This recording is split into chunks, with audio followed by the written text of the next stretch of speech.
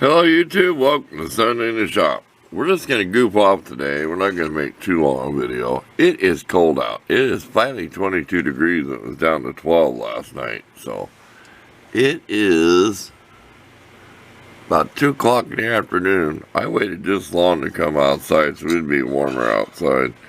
And it's like 35 in the shop.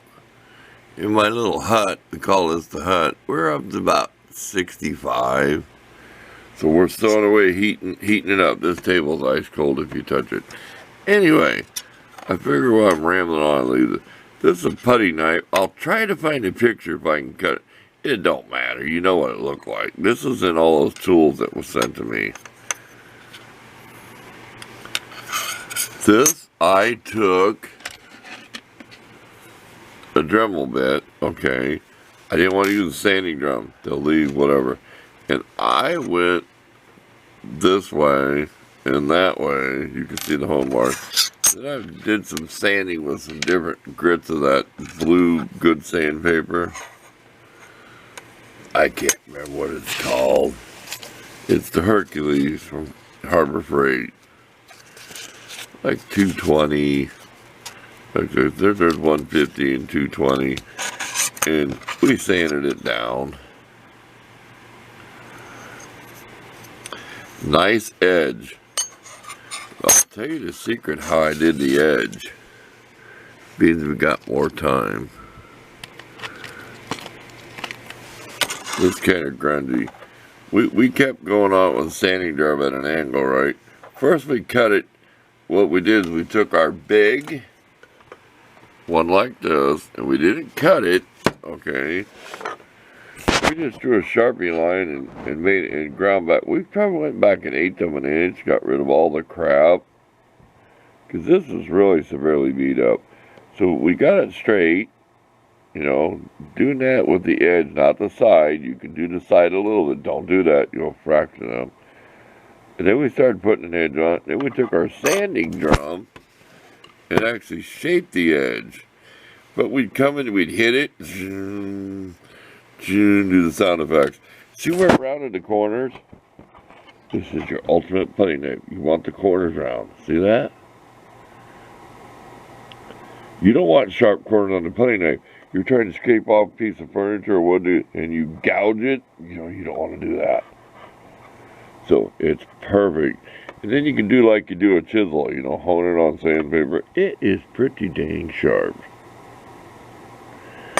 Here's the project for the day. This was stuck on a drill bit. Put my cordless drill. The battery's dead now because I run it and run it. Sanded this down. We don't know what we're going to put on it. We're getting tired of stain, so it might be painted. We don't have no ferrule for this. Well, if we could find it. Yep, we could find it. See, I don't have to pause on these videos. Will this work? I don't have no wire. I've got some string. It would be nice to have some bigger ferrule or something. So we know that ain't gonna work. I'm thinking about wrapping some string and epoxy around here. And then just painting it. Remember, it's going to be a working tool. We really can't get no glue in them cracks because we don't have no super glue. And we can't get I put a screwdriver in there and tried spreading this apart. We're going to gouge a little bit.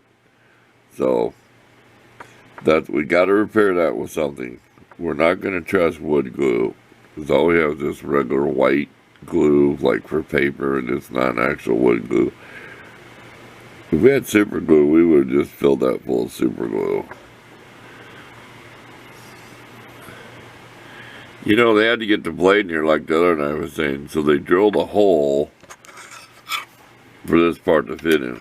Well, this thing was rammed in there so far that it was shoved in here so far and split. It's like maybe they lost the ferrule.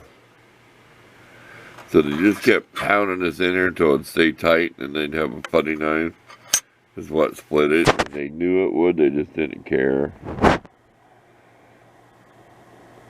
We want it to look good when we're done. I do have braided fishing line I could wrap around there with epoxy, so when I sanded it, it would at least be round.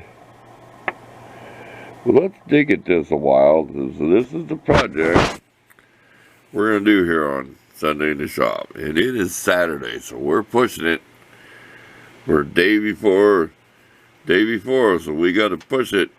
Because I don't know tomorrow what the temperature is going to be. I may not come outside at all. Yesterday was 45, 50 mile an hour winds. I mean, I was in here toasty warm, but man, it was trying to rip my tarp up outside.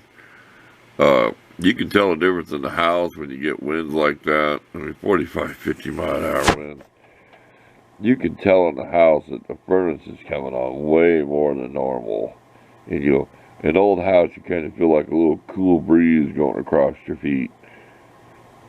I live in an old house, so it's like my back door. I put like a towel against the back of the door, say, here's the bottom. I put like a towel up at nighttime because it's an old door to stop the drowse when the wind's blowing or when it's really cold. Everybody always sees me doing all the junk I got. Show you all my junk. So let's come back after we work on this. This won't be too long a video this week. Okay, look at the mess. I got in there and carved with a razor blade. I gotta have epoxy. See where I sandpapered that at an angle? I think you know what I mean. So it's a groove. It's wider up here. Here's my 20-pound braided fishing line. It's a difficult ice fishing line. That just comes on. That's the guy at the bait shop. You put on a little bitty spool in the winter time and they call it ice fishing line. It's just 20-pound braided fishing line. If you want to sew something, go to your fishing, whoever sells fishing tackle and stuff. I don't know if you find it in the big department stores, but it's braided fishing line. It is very strong. I cannot tell you the strengthness, but it will hold a lot before it snaps. It's going to be tricky to do some shaping because you have to epoxy this all in one time. But I think I could shape that. The thing is, if you go down and hit this string, it's be all frayed looking. So, if I do this, I suppose I could paint this like black, means this is dark, and then paint this. What should I do? I thought about painting maybe like red and then red on the end, or leave it with, I don't know what to do with the paint. We've got all day to do this. We don't have all day, since I got out at 2 in the afternoon instead of like 10 in the morning, but we'll be back. Let's get some epoxy in here. At least get the crack filled and sealed up.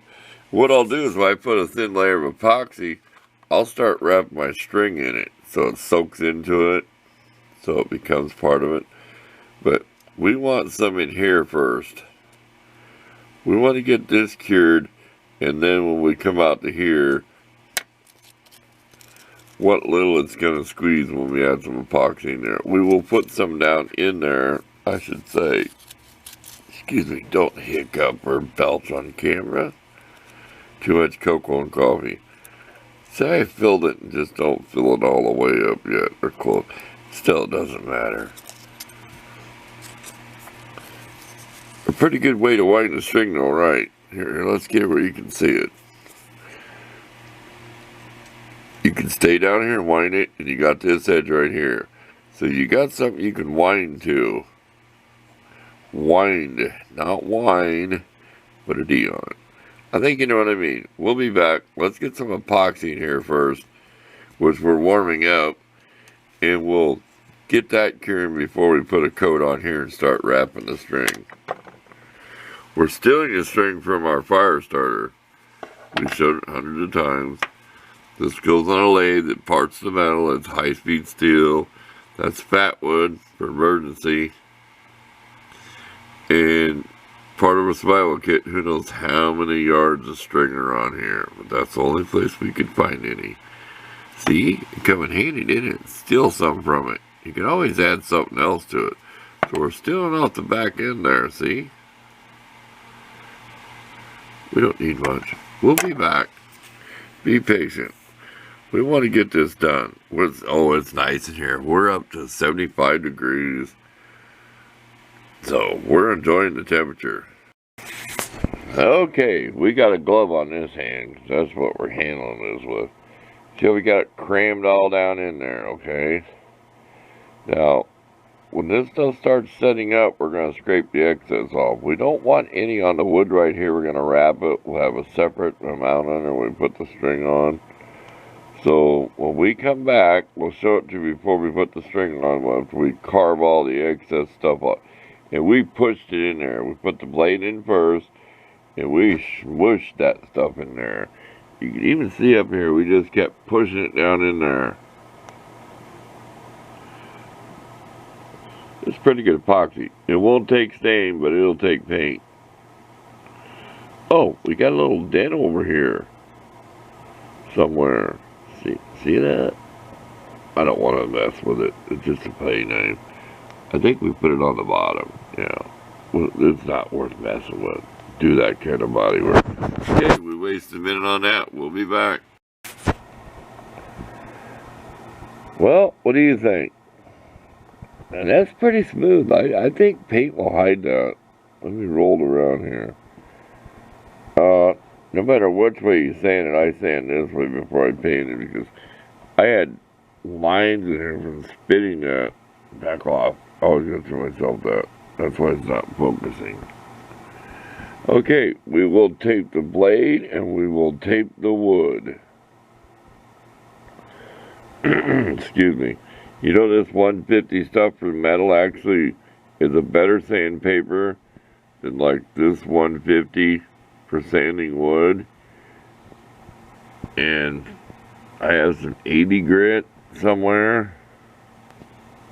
That could be the, I don't know. It works better for ripping the wood down. But for fine sanding on wood, I go with the actual type of sandpaper. This is your 80 grit cheap sandpaper. Here's the epoxy I dug all off it. I like this. I can have paper towel here. I'm not making too much of a mess. I'm keeping about every bit mess on my little placemat here. So, ain't that a weird pattern? And there's nothing I can do. I ground it that way. That's the way the putty knife will look. That's the way it'll always look. It was so full of pits and everything that I figured that kind of gives it a look to it. You can see that anywhere you see a little dark spot, that is a rust pit. See, it comes around. Okay, let's get to work. We'll put some tape on here, get some more epoxy. We'll said that we're going to wrap our string in there. And I pushed that epoxy in there too. I smushed it in there really deep in there. I didn't put it on the blade when I stuck it in. I just wanted it glued down good. Okay, we'll be back again. Stay tuned. Same channel. Okay, real quick, I took a picture before and after. I ground a notch in here so the string can't try to climb that way when I wind it. So when we come back, we'll have the epoxy on there and some string wrapped around it. We did a little more cleaning up. Well, I like these lit water bottle lids for epoxy. See, we can peel it out. Epoxy does not stick to plastic. We just proves that. Okay, we got the epoxy on there. You can kind of see it squeezing through the string. We're going to let this harden up. Cured pretty good. And then we're going to put more on it. We'll probably take it up. We want to sand this where it's about the same height as the wood. And we didn't really need those notches, but oh well. We stayed right on the very edge.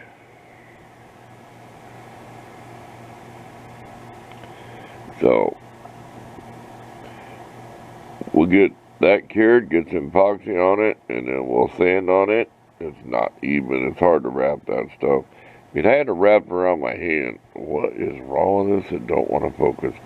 We had to wrap around our hand and pulling really tight where the string was digging in our hand to get this on there as tight as we possibly could. So when that epoxy dried, that's going to be pretty solid. You're never going to, you'd have to want to break this putty knife now to break it. So we'll be back. It's break time. Okay, let's talk about the wallpaper. Watch my pointer. Okay, see this shape here? Does that look like a guy with a chef's hat? There's one arm, and the other arm he's got like a machete, the grass shear thing, the curved knife.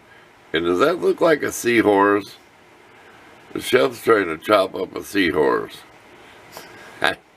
I told you what happens when you're out here. Okay, look at this one. This looks like some weird big-headed guy on a cat riding something with a horn on it. A cow or water buffalo. What about this thing with the humps on it? Does that look like a nose? It's got a horn. It's a little 2 or 3 hump little character. I'm on Zoom here, so that's the 3 things I found. When I put this up, I put up so all the drips look like the paint was dripping down. And what's this thing? That looks like some kind of lobster claw. And what's that? It's right below this guy. So, what do you think? And we go over here. There are stars in here. Right there. See it? There's a star. These patterns repeat themselves. So you know you're going to go around and find another one. Look back in there. Let's go up over here. Right there. See that? Does that look like a star? So there you go. Let's zoom back out.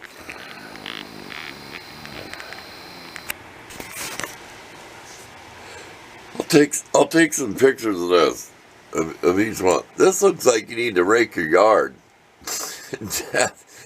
All these leaves in my yard. Okay, we'll be back with the finished product, or our thing we're working on here soon. Okay, we are done, and we're not putting any clear on it. We've had trouble with our clear trying to smear the paint off, so this will just dry. It'll probably be about that shiny. We're going to leave this coat of epoxy kind of shiny.